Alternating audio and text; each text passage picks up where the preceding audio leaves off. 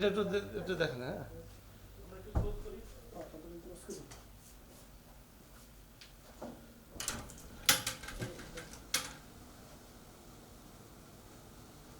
Exit করার মতো space আছে?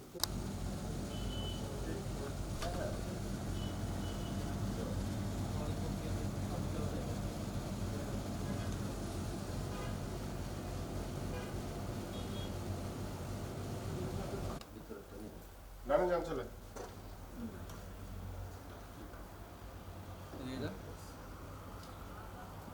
রুমের অভাব নেই। দুই সাইডে